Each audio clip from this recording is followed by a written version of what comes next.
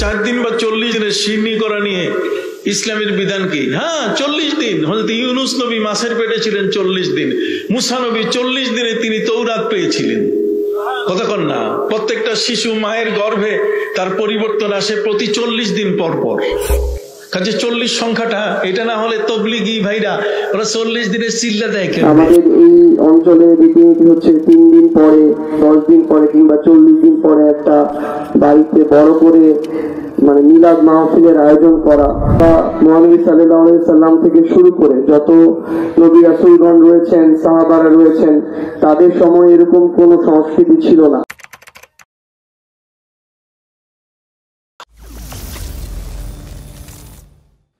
আত্মাহারিক TV, ওহির আলোয় উদ্ভাসিত জীবনের জন্য।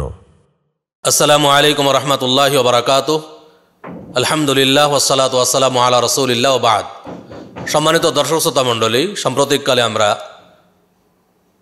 একটা ভিডিও দেখলাম যেখানে এক আলেমকে প্রশ্ন করা হয়েছে যে একজন মানুষ মারা গেলে 4 দিনে বা 40 দিনে কুলখানি করা এটা ইসলামী শরিয়াতে কতটুকু জায়েজ, ইসলামী শরিয়াত এটা সাপোর্ট করে কি না। এ ব্যাপারে জবাব দিতে গিয়ে সেই আলেম সাহেব উত্তর দিলেন যে 4 দিনে বা 40 দিনে কুলখানি করা এটা জায়েজ। দলিল হিসাবে তিনি যেটা উপস্থাপন করলেন সেটা হলো যে তিনি বলছেন যে ইউনূস নবী মাছের পেটে ছিলেন 40 দিন, মুসা নবী তিনি তাওরাত পেয়েছিলেন 40 দিনে, এবং তাবলিগ জামাতের লোকরা তারা 40 দিনে চিল্লা করতেছে এর উপর ভিত্তি করেই। এগুলোই নাকি দলিল, আর এই দলিলের উপর ভিত্তি করে তারা 40 দিনে কুলখানি করা জায়েজ এই দলিল উপস্থাপন করছেন। সম্মানিত উপস্থিতি, আমরা তো মানুষ, আপনাদের বিবেক আছে, আমাদের বিবেক আছে, সবার বিবেকের কাছে প্রশ্ন করুন, এগুলো কি এর দলিল হতে পারে? দলিল কি আসলে? রাসূলুল্লাহ সাল্লাল্লাহু আলাইহি ওয়াসাল্লাম তার বিদায় হজ্জের ভাষণে তার মৃত্যুর মাত্র 80 দিন পূর্বে তিনি ঘোষণা দিয়ে গেলেন, তারাকতু ফীকুম আমরাইন, আমি তোমাদের মাঝে 2টি বস্তু ছেড়ে যাচ্ছি, লান তাদিল্লু মা তামাসসাকতুম বিহিমা, যতদিন পর্যন্ত তোমরা এই 2টি বস্তুকে দৃঢ়ভাবে আঁকড়ে ধরে থাকবে ততদিন পথভ্রষ্ট হবে না। সেই 2টি বস্তু কি? 1 কিতাব আল্লাহ, আল্লাহর কিতাব কোরআন, 2 ওয়া সুন্নাতা নবিয়্যিহি, তার নবীর সুন্নাত। তাহলে দলিল গ্রহণ করবে কোরআন এবং সুন্নাহ থেকে। আমরা নেব দলিল যে রাসূলুল্লাহ সাল্লাল্লাহু আলাইহি ওয়াসাল্লামের জামানায় বহু সাহাবায়ে কেরাম মারা গেছেন, তাদের জামানায় কেউ কি কখনো রাসূল সাল্লাল্লাহু আলাইহি ওয়াসাল্লামকে কারো মৃত্যুর পরে 4 দিনে বা 40 দিনে খাবারের অনুষ্ঠান করেছেন? সাহাবায়ে কেরামের জামানায় বহু সাহাবায়ে কেরাম মারা গেছেন, কোনো সাহাবী অন্য কোনো সাহাবীর মৃত্যুর পরে 4 দিনে বা 40 দিনে তার কোনো খানার অনুষ্ঠান হয়েছে, কুলখানির অনুষ্ঠান হয়েছে? আমি বলবো এটা বাদ দেন। যারাই বক্তব্য দিচ্ছে তারা কোনো না কোনো মাযহাবের অনুসারী, তারা হানাফি মাযহাবের অনুসারী। ইমাম আবু হানিফা রাহিমাহুল্লাহর মৃত্যুর পরে তার কি 4 দিনে বা 40 দিনে এ ধরনের কোনো অনুষ্ঠান হয়েছিল? এটা প্রমাণ পেশ করতে হবে তাকে। হানাফি মাযহাবের 3 জন বড় ইমাম, ইমাম আবু হানিফা রাহিমাহুল্লাহ, তারপর ইমাম আবু ইউসুফ রাহিমাহুল্লাহ। আবু ইউসুফ রাহিমাহুল্লাহ যখন মারা গেলেন তার মৃত্যুর পরে 4 দিনে বা 40 দিনে কোনো অনুষ্ঠান হয়েছিল কি?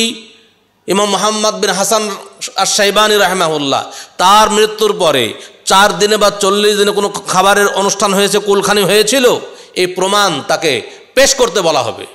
আমি চাইব যে তিনি এর পরবর্তী ভিডিওতে এই ধরনের প্রমাণ পেশ করবেন যে রাসূলুল্লাহ সাল্লাল্লাহু আলাইহি ওয়াসাল্লামের জামানায় কুলখানি হয়েছে 4 দিনে বা 40 দিনে, সাহাবায়ে কেরামের জামানায় 4 দিনে বা 40 দিনে কুলখানি হয়েছে, তাহলে সেটা আমাদের জন্য গ্রহণীয় হবে। কিন্তু দুঃখের বিষয় হলো এগুলো তারা বলবে না। কেন? কারণ সেখানে খাওয়ার ব্যাপার আছে। আমাদের দেশে কিছু হুজুরের জন্য একটা কথা ছড়িয়ে আছে যে হুজুররা হলো পেটুক, মানে খাইতে পারদর্শী। কেন? এই সমস্ত বিদআতীদের জন্য এই কথাগুলো মানুষের সামনে প্রসিদ্ধ হয়ে গেছে। এই সমস্ত বিদআতীগুলো খাবারের কোনো অনুষ্ঠান বন্ধ করবে না, খাবার যেই অনুষ্ঠান যত বিদাতি হোক না কেন, সেটা যদি সেখানে খাবার ব্যবস্থা থাকে আর টাকার পাওয়ার ব্যবস্থা থাকে, কখনোই তার বিরুদ্ধে কথা বলবে না। কারণ তারাই এগুলো চালু করে রেখেছে, কারণ তাদের পেট পকেট ভর্তি করার একটা মাধ্যম হিসেবে তারা এগুলোকে গ্রহণ করেছে, এগুলোকে জিইয়ে রেখেছে। এরা কখনোই এর বিরুদ্ধে বলবে না। দেখেন, দলিল নাই, দলিল দিতে পারছে না, কোন জায়গা থেকে দলিল টেনে এনে মানুষ, সাধারণ মানুষকে বোকা বানাচ্ছে। এরাই নাকি দেশের বড় বড় আলেম। এরাই যদি দেশের বড় আলেম হয়, তাহলে আমাদের দেশে মনে হয় আলেম শূন্য। এদেরকে আলেম বলাই ঠিক নয়। সম্মানিত উপস্থিতি, আমাদের একটু সাবধান হতে হবে, বিদআত থেকে বাঁচতে হবে যে কোনো মূল্যে। ইসলাম বিবেক দিয়ে চলে না, ইসলাম কখনো আবেগ দিয়েও চলবে না, বিবেক দিয়েও চলবে না। ইসলাম চলবে একমাত্র দলিলের ভিত্তিতে, কোরআন সুন্নাহর ভিত্তিতে ইসলাম চলবে। আমার আপনার বিবেক দিয়ে ইসলাম চলবে না।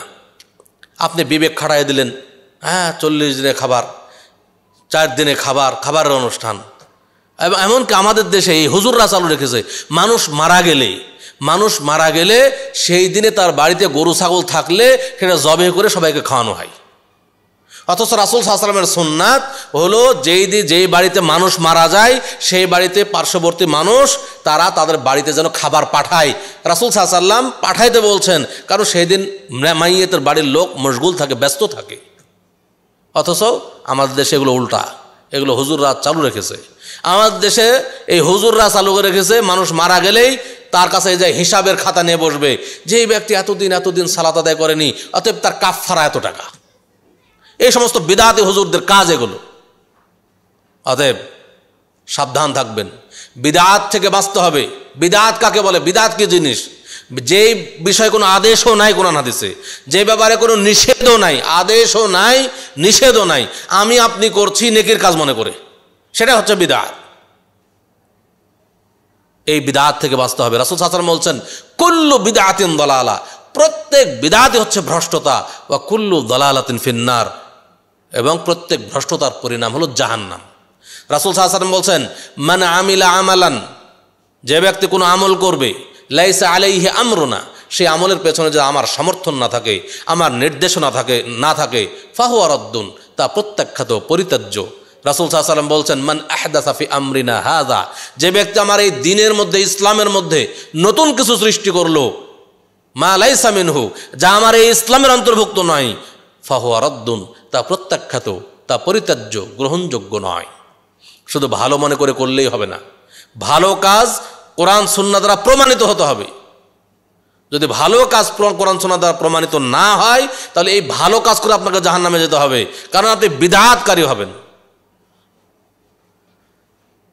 যেমন আল্লাহ তাআলা কোরআনে বলছেন যে, কুল হাল নুনাব্বিউকুম বিল আখসারিনা আমালা, আমি কি তোমাদেরকে বলে দেব ক্ষতিগ্রস্ত আমলকারীদের সম্পর্কে? আমলকারী ক্ষতিগ্রস্ত হবে।